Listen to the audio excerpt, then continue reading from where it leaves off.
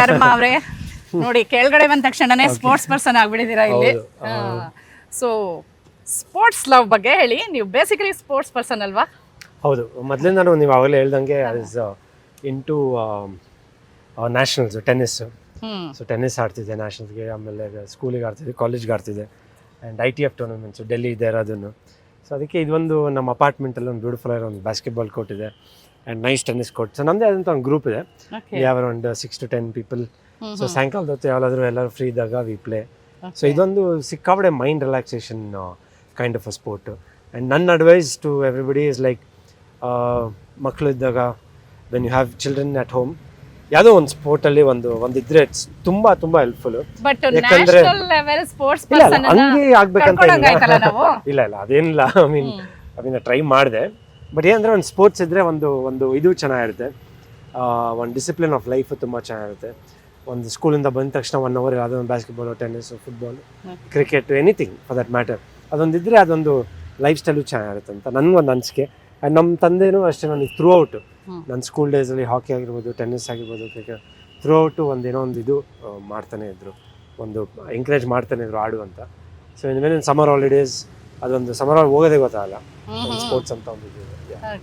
ಈಗ ಆಕ್ಟರ್ ಆದ್ಮೇಲೆ ಇದನ್ನೆಲ್ಲ ಅಂದ್ರೆ ಹಾಬಿಗೆ ಸೀಮಿತ ಪಡಿಸಿದ್ರೆ ಹೇಗೆ? ಹಾಬಿ ಅಂತಲ್ಲ, ಯಾಕಂದರೆ ನಾನು ಮೊದಲಿಂದನೂ I like to keep myself fit. So ಬೆಳಗ್ಗೆ ಎದ್ದ ತಕ್ಷಣ ನಿಮಗೆ ಹೇಳ್ದಂಗೆ ಜಿಮ್ಮು, ಸೊ ವೀಕ್ಲಿ ಟ್ವೈಸ್ ಇಲ್ಲ ಏನಾದರೂ ಟೆನ್ನಿಸ್ಸು, ಸೊ ಈ ಥರ ಒಂದು ಇರುತ್ತೆ. Fitness it is more of fitness. Mind stress, ತುಂಬ ಸ್ಟ್ರೆಸ್ಗಳಿದ್ದಾಗ ಇಲ್ಲಿ ಬಂದು ಆಡಿದ್ರೆ ಇದೇ ಆ ಫೀಲೇ ಬೇರೆ, ರಿಲ್ಯಾಕ್ಸ್ ಆಗ್ತೀರಾ, ಅದ್ರ ಜೊತೆ ಒಂದು ಮೋಟಿವೇಶನ್ ಸಿಕ್ಕಿದಾಗ ಆಗುತ್ತೆ. ಓಕೆ, ಈಗ ಫಿಟ್ನೆಸ್ ವಿಷಯಕ್ಕೆ ಬಂದರೆ ನಿಮ್ಮ ಫಿಟ್ನೆಸ್ ಸೀಕ್ರೆಟ್ ಹೇಳಿದ್ರಿ, ಆದರೂ ನಮ್ಮ ವೀಕ್ಷಕರಿಗೆ ಗೊತ್ತಾಗೋ ರೀತಿಯಲ್ಲಿ ಫಿಟ್ನೆಸ್ಸಿಗೆ ಏನು, ಫಿಟ್ನೆಸ್ ಮಂತ್ರ ಏನು, ಅದ್ರ ಬಗ್ಗೆ ಹೇಳಿ. ಐ ಥಿಂಕ್ ಒಂದು ಸ್ಟಡಿ ಇದಿರಬೇಕು, ಮೈಂಡ್ ಸೆಟ್ ಇರಬೇಕು ಫಿಟ್ನೆಸ್ ಅಂದಾಗ.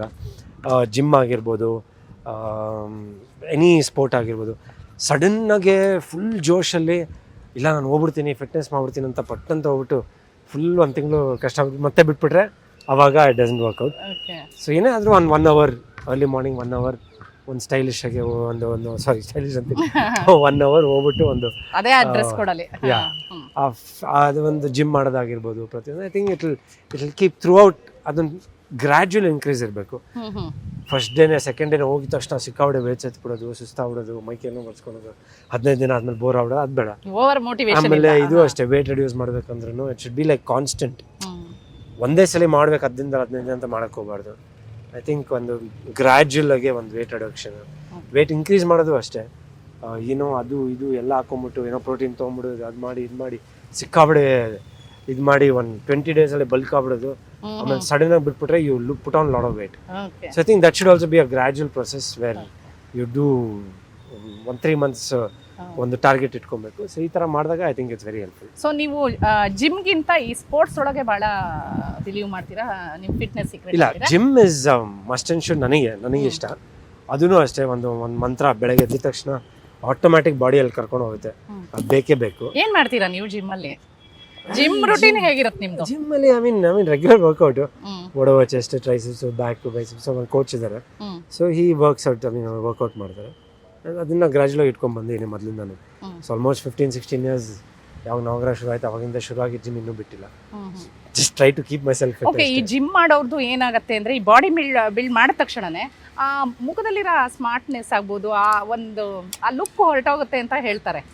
ಬಟ್ ನೀವು ಜಿಮ್ ಮಾಡ್ತೀರಾ, ಬಟ್ ನಿಮ್ಗೆ ಅದೇ ಇಲ್ಲ. ಅದು I think that's a wrong concept. Gym ಮಾಡಿದ್ರೆ ಹಿಂಗಾಗ್ಬಿಡುತ್ತೆ, ಹಂಗಾಗ್ಬಿಡುತ್ತೆ, ಇಲ್ಲ ಹೆಲ್ತ್ ಅಪ್ಸೆಟ್ ಆಗ್ಬಿಡುತ್ತೆ, ಇಲ್ಲ ಏನೋ ಹಾರ್ಟ್ ಅಟ್ಯಾಕ್ ಆಗ್ಬಿಡುತ್ತೆ, ಇಲ್ಲ ಮುಖ ಕಳೆ ಹೊಡುತ್ತೆ. ಐ ಡೋಂಟ್ ಥಿಂಕ್ ಇಟ್ಸ್ ಅದೇ ನಾನು ಹೇಳ್ತೀನಲ್ಲ, when you do it for fitness ಅನ್ನೋ ರೊಟೀನ್, ಅದು ತುಂಬ ಚೆನ್ನಾಗಿರುತ್ತೆ. ಲೈಕ್ ಒಂದು ರೂಲ್ಸು, ಒಂದು ಮುಗಿಸಿದ ತಕ್ಷಣ ಪ್ರೋಟೀನ್ ಶೇಕು, ಇಲ್ಲ ಎಗ್ಸು, ಇಲ್ಲ ಹೋಗಿಂತ ಮುಂಚೆ ಸ್ವಲ್ಪ ಏನಾದರೂ ಕಾರ್ಬ್ಸ್ ಲೋಡ್ ಮಾಡೋದು, ಆಮೇಲೆ ಗ್ರ್ಯಾಜುವಲ್, ನಾನು ಹೇಳ್ದಂಗೆ ಗ್ರ್ಯಾಜುವಲ್ ಆಗಿ ವೇಟ್ಸ್ ಇನ್ಕ್ರೀಸ್ ಮಾಡೋದಾಗಿರ್ಬೋದು.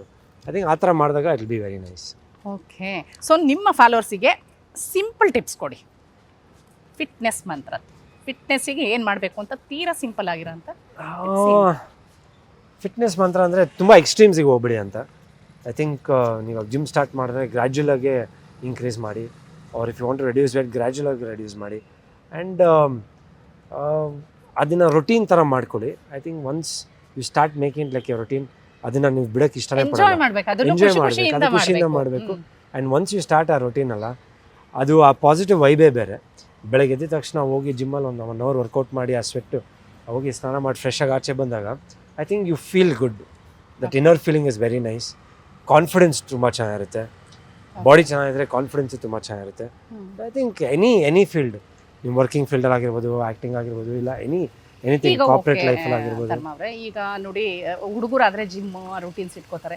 ಈ ಆಫೀಸ್ ಗೋಯಿಂಗು, ಈ ಸಾಫ್ಟ್ವೇರ್ ಫೀಲ್ಡ್ ಟೆಕ್ಕೀಸ್ ಆಗ್ಬೋದು, ಒಂದಿಷ್ಟು ಜನ ಈಗ ಬಿಸ್ನೆಸ್ ಪೀಪಲ್ ಆಗ್ಬೋದು, ಅವ್ರಿಗೆಲ್ಲ ಜಿಮ್ ಮಾಡೋಕ್ಕಾಗೋದಿಲ್ಲ. ಅಂಥವ್ರು ಏನು ಮಾಡ್ಬೋದು ಫಿಟ್ನೆಸ್ಸಿಗೆ? ಇಲ್ಲ, ಐ ಥಿಂಕ್ ಇವಾಗ ಟ್ರೆಂಡ್ ಚೇಂಜ್ ಆಗುತ್ತೆ. ಯಾಕಂದರೆ ನಾನೇ ನಮ್ಮ ಜಿಮ್ಮಲ್ಲೇ ನೋಡ್ತೀವಲ್ಲ, ಹೌದಾ?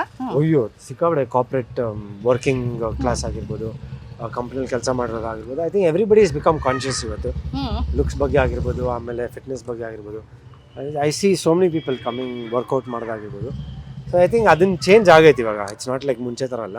I think everybody wants to stay fit and stylish. Change ಆಗಿದೆ, ಅದು ಒಳ್ಳೇದು. ಐ ಮೀನ್ ಇಟ್ಸ್ ನಾಟ್ ಆಮೇಲೆ ಫಿಟ್ನೆಸ್ ಅನ್ನೋದು ಬೇರೆಯವ್ರನ್ನ ಇಂಪ್ರೆಸ್ ಮಾಡೋದಕ್ಕಲ್ಲ. It's more self love and how people look at you. ನೀವು ಫಿಟ್ ಆಗಿದ್ದಾಗ, ನೀವು when you looking after yourself, ಜನ ನೋಡೋ ರೀತಿನೇ ಬೇರೆ ಥರ ಇರುತ್ತೆ. ಹೌದು. ಬಿ ಲೈಕ್ ಪರವಾಗಿಲ್ಲ, ಚೆನ್ನಾಗಿ ಕಾಣ್ತಾನೆ, ಇಲ್ಲ ಒಳ್ಳೆ ಇದು ಇಸ್ ಕ್ವೈಟ್ ಡಿಸಿಪ್ಲಿನ್ಡ್ ಆಗಿದ್ದಾರೆ. ಸಿಸ್ಟಮ್ಯಾಟಿಕ್ ಲೈಫ್ ಲೈಫ್ ಇದೆ. ಸೊ ನೀವು ಹೇಳೋ ಪ್ರಕಾರ ಈಗ ಕಾರ್ಪೊರೇಟ್ ಫೀಲ್ಡ್ ಅಲ್ಲಿ ಇರೋ ಅಂಥವ್ರು ಜಿಮ್ ಫಿಟ್ನೆಸ್ಸಿಗೆ ಡೆಡಿಕೇಟ್ ಆಗ್ತಾ ಇದ್ದಾರೆ ಅಂತ. ಓಕೆ, ಈಗ ಬೆಂಗಳೂರಿಂದ ಆಚೆ ಇರೋ ಅಂತ ಬೇರೆ ಫಾಲೋವರ್ಸಿಗೆ ಏನು ಹೇಳ್ತೀರಾ? ಯಾಕಂದ್ರೆ ಇಲ್ಲಿರೋ ಕಾರ್ಪೊರೇಟ್ ವರ್ಲ್ಡ್ ಅವರಿಗೆಲ್ಲ ಫೆಸಿಲಿಟಿ ಇರುತ್ತೆ. ಹೊರಗಡೆ ಅವ್ರು ಏನು ಮಾಡಬೇಕು?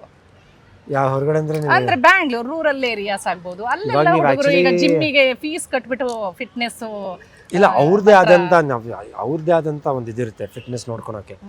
ನಾವು ಈ ಜಿಮ್ಮಲ್ಲಿ ಏನು ಮಾಡ್ತೀವಿ, ಅವರು ಅಲ್ಲೇ ಗದ್ದೆನಲ್ಲಿ ಕೆಲಸ ಮಾಡಿಕೊಂಡು ಅವ್ರ ತಂದೆ ತಾನೇ ಹೆಲ್ಪ್ ಮಾಡಿಕೊಂಡು, ಇಲ್ಲ ಎಷ್ಟೊಂದು ಜನ ನೋಡಿದ್ದೀನಿ.